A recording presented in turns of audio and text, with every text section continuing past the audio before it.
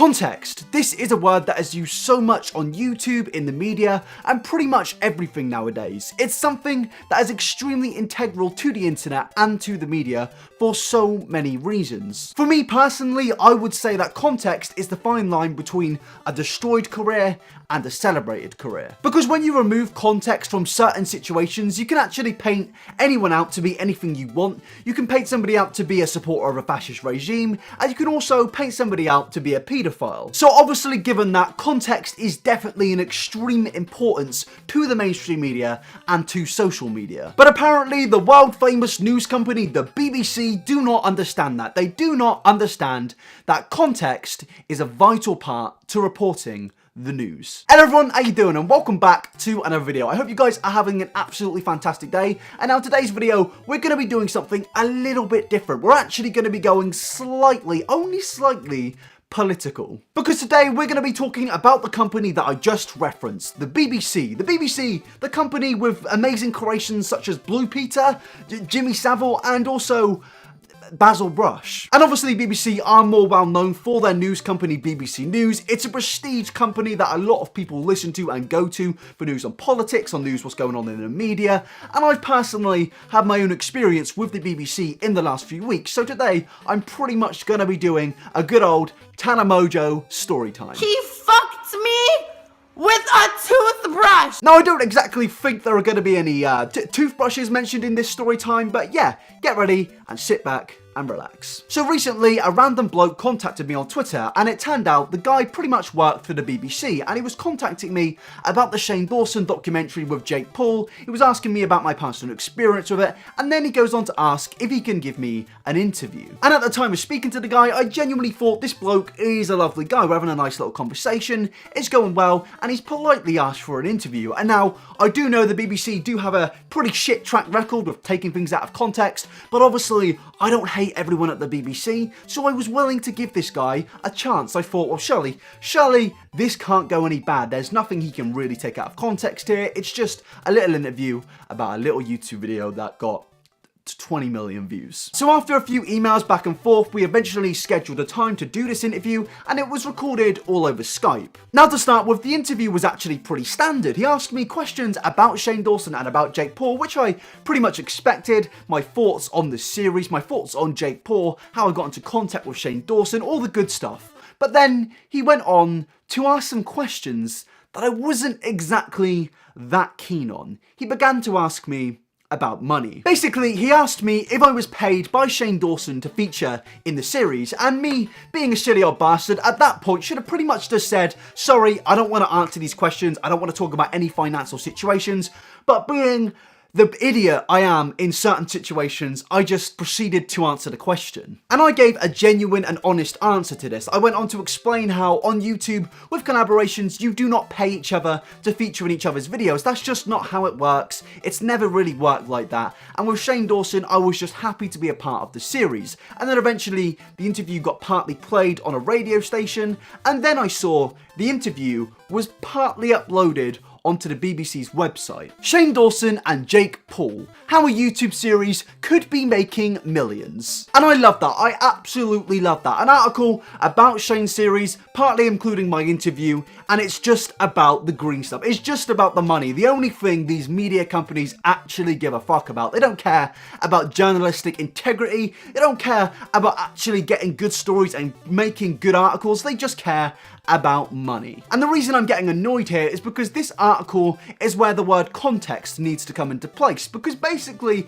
in the article, in my opinion, they paint me out to look like pretty much a nasty old bugger. And I'm just now going to skip through this article and go about to the halfway point and show a quote that they put of me in this article. Fraser McDonald, known as iNabber on the platform, appears in episode 1 and says it was a career-changing opportunity. And now, to be fair to the BBC, with this quote, it does make me look quite humble and quite nice. I've gained around 70,000 subscribers in a few days. It means the money is going to go up. Now, if you were to read this at first and you had no idea who I am and this is your first impression on me, you'd most likely think to yourself, well, this guy's in it for the money and this guy is a little bit of a bellend. Because to be honest, if I didn't know the context to this and I saw this quote, I would do the same. I would think to myself, wow, this guy is an absolute prick. Because it genuinely makes me look like I was only in this whole series for the money. Not that I was in this series because I wanted to be a part of something fantastic and brilliant, but because I wanted some green stuff. And don't get me wrong, I like money. I'm not going to deny that. Who doesn't like money? Let's be real right now.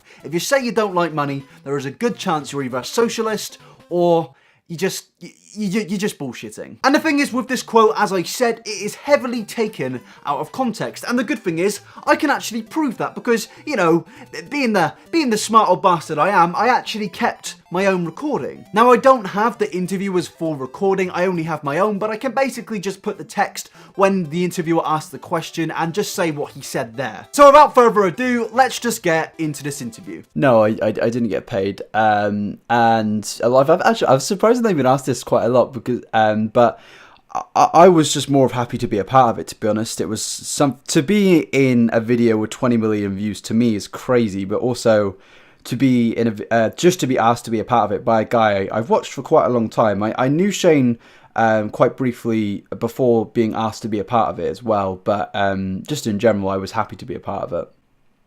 Oh, yeah, I think I've gained this. This might be the incorrect numbers, but around 70,000 subs in under a few days. So, and at the time of the video being uploaded, I had around 100,000 subscribers, and now I'm on around 170,000. So it's definitely given me a massive boost. And I've had a lot of extra Twitter followers and Instagram followers. So it definitely paid off in that essence as well. Obviously, naturally, with more subscribers, you're going to get more views, which means the money's going to go up. So it's definitely a career-changing. So it was a career-changing opportunity I got offered. So I'm incredibly grateful for that.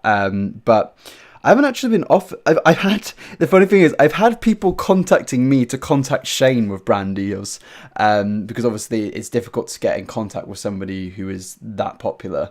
So they go around the back route pretty much. And obviously I just don't respond to these people. I haven't actually had many offers from sponsors or anything so far. But obviously just happy with the new viewers and subscribers coming in. So as you can hear from that, I was genuinely grateful for the opportunity that Shane Dawson gave me. And as you can see, the only reason I was actually talking about money and numbers in this situation was because I was asked the question of if Shane Dawson actually paid me to be a part of it. And as I said before, everyone in the YouTube sphere knows you don't get paid to be in a YouTube collaboration. That just doesn't make any sense. And the thing is, with these quotes that you can see here, they're not even in correct order. It says I'm grateful, but then it goes on to talk about my personal gain. When in fact, how it actually goes is I was asked about the question of if I was paid by Shane, and then I went on to explain how you don't get paid to be on YouTube collaborations, that's not how it works, and then I gradually went on to say you just gain numbers anyway through YouTube collaborations, and that I was extremely grateful to be a part of it. That makes more sense. If they just included that, I would genuinely be fine with this. But obviously they didn't do that because, you know, it's the mainstream media and they just pretty much hate YouTubers. And now, I know it's only a small segment, but this is my first personal experience with the mainstream media. And obviously the experience is not good. It's not good at all. And I was just thinking to myself, well, why do the media actually do this? Why do the media hate YouTubers like Shane Dawson? Why are there so many articles about what YouTubers earn, the money that they get from their videos? I don't understand the obsession. Now, there obviously are a few exceptions for what I'm fine with the media talking about, such as, you know, advent calendar scandals, but with earnings and what YouTubers earn, I just really was confused when I first thought about this of why are they so obsessed? It's not like they talk about what an average bricklayer's earning, what somebody earns in a supermarket constantly. Maybe there's an article once a year about that, but with YouTubers, it's just constant. There is non-stop articles about it. Now, the reason for that is actually quite simple. You just need to go take a look at the average age of a BBC viewer, and the age is 60 years old. And don't get me wrong, people, don't get me wrong, I love old people. Sounded a little bit weird, but let me just explain what I mean. Now, the thing is, with elderly people, they're not exactly treated the best in a lot of countries. Take Great Britain, for example, where the BBC was formed. In Britain, the government regularly fuck old people. Not like that, but the government aren't exactly nice to the elderly. Take the retirement age in the UK, for example. That is constantly rising and rising, so naturally elderly people aren't going to be too happy. Just imagine you've worked your entire life for 60 years, you've earned a good living, and some lizard has turned up and said, sorry mate, you've got to wait just a little bit longer for that sweet pension money. Now, to be fair, it doesn't sound like the end of the world, that's understandable, but when these elderly people go and watch their BBC News, because, you know, the average viewer is 60 years old, they're going to see these YouTubers, these people that sit in front of cameras for 20 minutes are earning $2.5 million a month. I can imagine that being a little bit annoying when you've worked 60 years of your life and you're being told to wait for your $20,000 a year pension. By taking these wild guesses and saying that these YouTubers are earning millions without actually any facts being provided, you're going to turn a lot of people away from YouTube, especially the people that aren't even involved in the sphere of YouTube. And to be honest, it's understandable. I can get the hysteria. It does seem a little bit mad that YouTubers are earning more than previous presidents have. And the elderly people are pretty much the mainstream media's last hope. All the younger lot have pretty much left to go and watch Netflix and YouTube. Me, you, I'm Alex, you know, the cool kids, we're no longer watching BBC News for the most part. Just take a look at the average age of viewers on Netflix. Around 13% of the viewers on Netflix are above the age of 55. That is a tiny minority. And then you go take a look at the ages on YouTube. It's exactly the same pretty much. And it's all because on Netflix there is more entertaining content than the BBC has. And on YouTube we can go for our politics and our entertainment. We have political commentators and we have entertainers. Barely any of the younger generation nowadays want to watch the BBC, so I'm not actually surprised to see the BBC try and infuriate the public with pretty much a low-key hit piece. And when you actually take a look at the article about Shane Dawson, it basically starts off by talking about money and talking about controversy. But the thing is, the controversy that they actually reference isn't even to do with Jake Paul or Shane Dawson. For some reason, the BBC had to reference Logan Paul's incident in Japan. They had to reference the biggest controversy in YouTube's history, and now there is actually a reason for that. Because they've basically combined the biggest controversy to ever happen on social media with YouTubers supposedly earning massive amounts of money. And obviously, that doesn't paint a good picture for people that don't watch YouTube. I mean, it even paints a bad picture for people that do watch YouTube, to see that YouTubers who are surrounded by controversial people are earning this ridiculous amounts of money. It's not gonna look good for anyone. In fact, the best thing about this article from the BBC is that it doesn't actually say one complimentary thing about the series, about Shane or anyone else involved in the series. Doesn't mention at all about the time and effort being put into the series. No. Has a professional, well-esteemed news company created an article guessing what YouTubers are earning? Yes. Is this article a low-key shot at YouTube and pretty much a hit piece on Shane Dawson? Yes, and I also have a quote to pretty much give an example of that. In the opening episode, Shane asks, could he be doing this series with me just to get views? But the reason Shane has actually made this series on his channel, which has around 18 million subscribers, is because there is a big business in getting ad sponsors at the beginning of his vlogs. They've called Shane Dawson a vlogger. They've actually called this man who's making 40-minute documentaries a vlogger. I mean, for a professional news company, you'd think they would have actually done their research. And in regards to the rest of the quote, obviously Shane Dawson likes money, I like money. Who doesn't like money? This is a point I will continue to reiterate. Everyone really does like money, but to say that this series was only created to earn money is criminal in my eyes. It's absolutely criminal. I mean, was the writer of this on crack? Was he just a little bit salty, or was it just a bit of both? And I know that Shane Dawson did actually manage to get sponsors on this documentary,